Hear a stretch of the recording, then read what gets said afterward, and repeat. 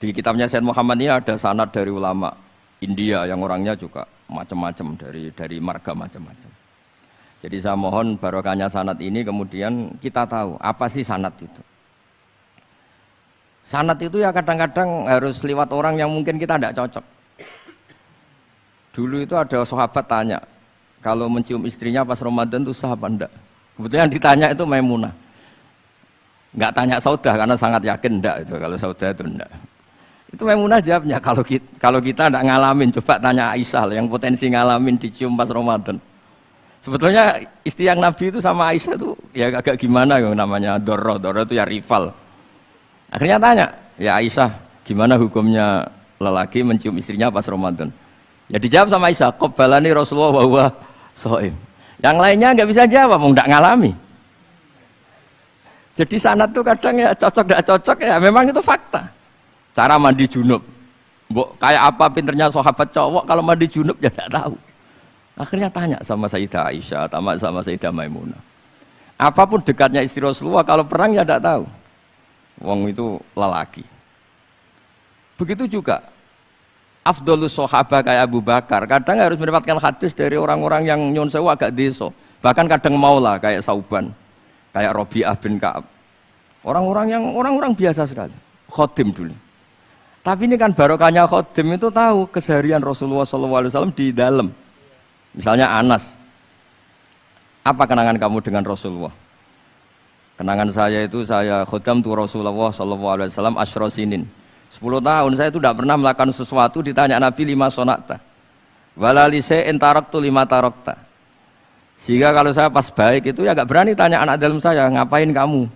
Ben sama ngene pinter anut sunah Rasulullah SAW. Akhirnya can dalam kula nggih saenake beb gemrang ora tahu ditakoki. Jadi hal-hal seperti ini itu keseharian yang harus kita suka. Di antaranya lagi, inna min khiyari ummati fima nabba'ani al-malul a'la. Kauman yathakuna jahron.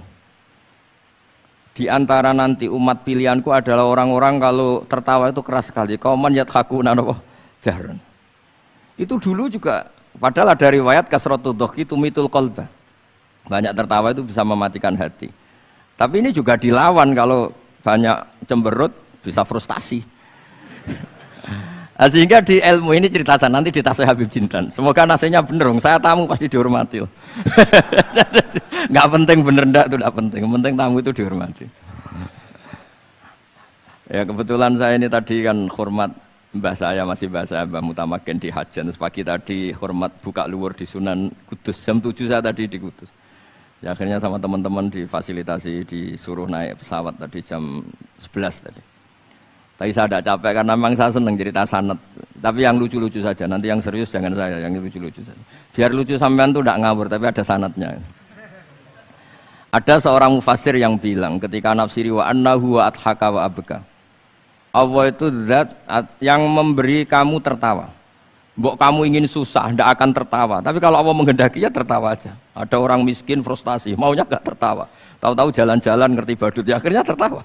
Ya karena adhaka itu fi'lullah. Kalau Allah menghendaki mau apa? Karena adhaka itu fi'lullah. Gak bisa. Orang yang baru seneng kayak apa, gak ingin nangis. Tapi kalau Allah menghendaki wa abka, dinangiskan ya tetap menangis. Wa anna wa adhaka wa abka. Karena kita ini semua adalah objek oleh kudrahnya Allah Subhanahu wa ta'ala. Saya itu sebenarnya paling tidak ingin ngaji bareng Habib loh. Selain kalah nasab ya kalah ganteng. Ya tapi ditakdir mau apa? Ya sudah sami'na wa ata'na. Jadi saya saat ini tidak cari pahala benar, tapi pahala tawadhu karena diundang ya. Sudah penting benar salah, penting tawadhu. Jadi saya tadi sedang rayu sama Allah, ya Allah. Saya kali ini tidak cari benar, cari tawadhu. Dah mesti pahalanya besar tawadhu itu. Jadi supaya Islam ini gampang ya. Saya pernah cerita ke kiai yang khusyuk. Kalau sholat lama sekali, tak ceritain hadis. Nabi itu gak pernah menegur orang yang sholat cepat. Yang ada itu sanad negur sholat lama. Terus tak ceritain hadisnya Mu'ad, tertawa-tawa deh. Gus kamu itu raan kok masih punya dalil. Saya punya sanad. Ada nggak sanad Nabi negur orang yang baca surat pendek? Nggak ada. Yang ada itu yang baca surat panjang. Nanti bisa direvisi sama Habib Jidin kalau nggak cocok. Tapi ini yang rileks saja. Karena potongan Islam Jawa ini kalau tidak berat nggak akan kuat. Jadi ya sudah. Inna minkum munafirin katanya Nabi. Sholat yang terlalu lama itu munafir kata Nabi. Afattanun anta ya Mu'ad. Kamu bikin umat ini nggak nyaman karena kalau kamu jadi imam itu lama sekali. Ini alhamdulillah betul. Hadis ini harus kita hafal betul. Nah, supaya Islam ini meskipun pilihan-pilihan keseharian itu ada sanad itu saja kepentingan saya. Yat amu ma yajiduhu fi ardi wa yalbasu ma yajidu wa yarkabu ma yajidu. Saya sering beb di tahun desa-desa Gus anak kula tahnik cethaki Gus tapi mboten enten kurma nganggo degan ae. Lho Gus dari kiai-kiai ku kurma. Kurma itu halawiyat. Ya degan juga termasuk halawiyat. Ya sudah. Kalau kamu ingin sunnah Rasul, Nabi nggak pernah sholat di Indonesia. Berarti kalau kamu sholat ke Mekah dulu kata saya. Maksud saya supaya orang itu nyaman dengan Rasul. Ya itu hadir di semua sisi kehidupan kita. Kalau dalam istilah Sayyid Umar Hafid, Faruhu Muhammadin sallallahu alaihi wasallam awsa' wa asra'.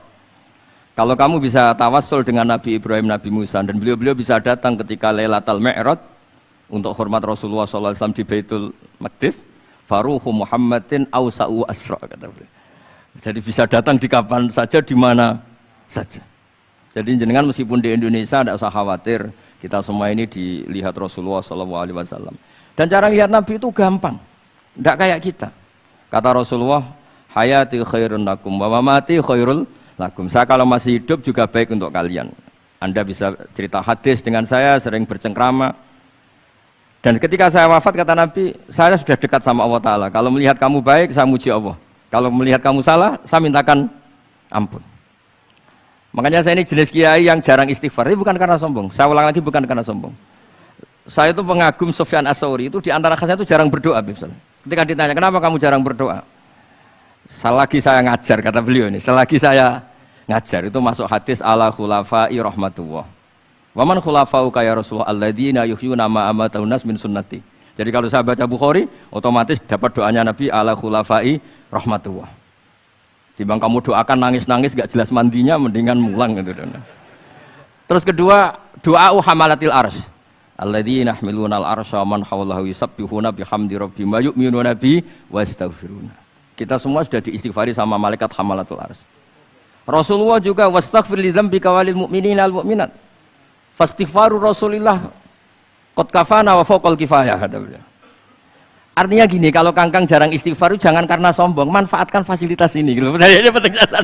Jadi semua itu jangan sampai kita ada istighfar karena jafa, karena jafatul qalb, karena qaswatul qalb. Enak lah kalau ada fasilitas gitu, ada fasilitas. Itu kalau saya pidato di depan Gus-Gus. Kalau di depan Habib berani di depan Gus-Gus. Itu ada yang setengah beling, setengah ada alim, ada yang alim.